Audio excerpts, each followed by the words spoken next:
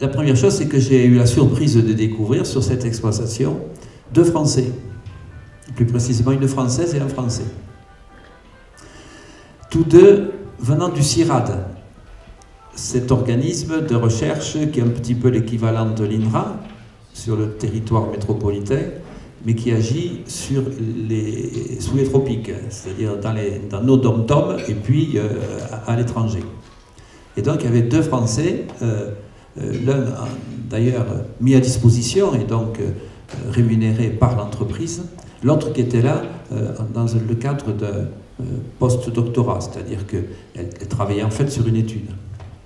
Alors le Français nous a présenté d'une part les caractéristiques de la production, l'augmentation de la productivité, parce que l'augmentation de la productivité sur ce genre d'exploitation est une condition pour répondre à la demande, qui est une demande mondiale en matière alimentaire et notamment encore gras qui est un aliment, on ne soit pas tenté d'abattre des forêts pour mettre des palmiers à la place. Et donc la condition, c'est donc que ceux qui existent déjà voient la productivité augmenter de manière à ce que, à la fois, le nombre d'emplois et la rentabilité de ces entreprises soient assurés.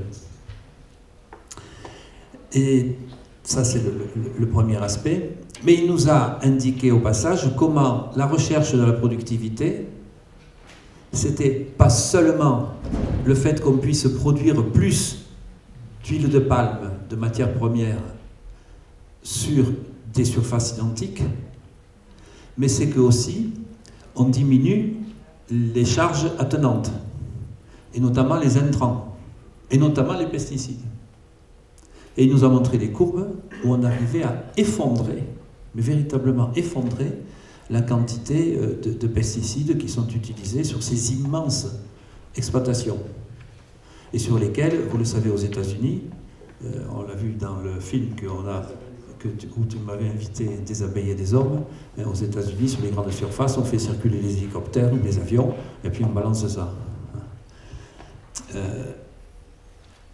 Et donc, moi j'ai été d'autant plus stupéfait que je venais de faire présenter à l'Assemblée nationale cette expertise collective de l'INSERM sur les effets sanitaires des pesticides. Et où on avait, pour la première fois, véritablement un avis scientifique, objectif, indépendant, qui avait montré sur 2 types d'affections, notamment un certain nombre de maladies du sang, et notamment un certain nombre d'affections neurologiques dégénératives, le lien de causalité existant entre un certain nombre de familles de substances chimiques et ces dégâts humains. Et j'ai été à ce moment-là impressionné en me disant, le plan éco-phyto chez nous, après quelques résultats positifs les 2-3 premières années, aujourd'hui, ça patine. Ça stagnerait même plutôt à la hausse, la dernière année.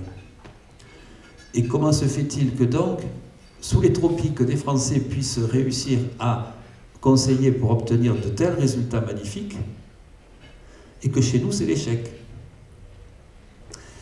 Il faut dire que là-bas, l'entreprise est persuadée que pour pouvoir vendre vers les pays occidentaux, il faut répondre à des critères de qualité. Et puis il faut répondre aussi à ces exigences par rapport au changement climatique de conserver les forêts primaires. On pourrait aussi évoquer la biodiversité, bien entendu. Et donc quand les directions de l'entreprise sont persuadées et s'engagent véritablement dans cette voie de la recherche et des efforts, des initiatives et des innovations pour notamment diminuer les quantités de pesticides utilisés, on aboutit à des résultats extraordinaires. Et chez nous, ça ne marche pas, malgré un certain nombre de combats, qui sont les combats écologistes, qui sont les combats des apiculteurs, qui ont été sur certains produits très en amont et en alerte. Ensuite est venue la jeune femme qui préparait son doctorat. Elle partait la nuit compter les civettes dans les palmeraies. Alors la civette, moi j'ai appris ça, c'est un petit petit carnivore, hein, qui est un petit peu plus gros sûrement qu'un chat, et qui mange des rats. Et à ce moment-là, on m'a expliqué que si la quantité de raticides utilisés dans ces entreprises avait pratiquement disparu, si ces quantités avaient été ramenées à zéro, c'est parce qu'entre la civette et puis les couples de hiboux que l'on met, un couple par hectare, dans un mât avec une petite boîte, il y a les hiboux là, et le hibou mangeant 4 à 5 rats toutes les nuits, entre l'un et l'autre, on n'a plus besoin d'avoir de produits chimiques pour tuer les rats. Or, les rats, c'est très important parce que moi, on m'a expliqué qu'ils montaient sur les palmiers et ils arrivaient à bouffer 5 à 10% de la production. Donc, c'est pour vous dire qu'au point de vue productivité, quand on se protège d'une destruction sur pied de 5 à 10% de la productivité, c'est un facteur de productivité extraordinaire. Donc il y a d'une part l'augmentation des rendements, mais il y a aussi la protection de ce que l'on peut... Voilà.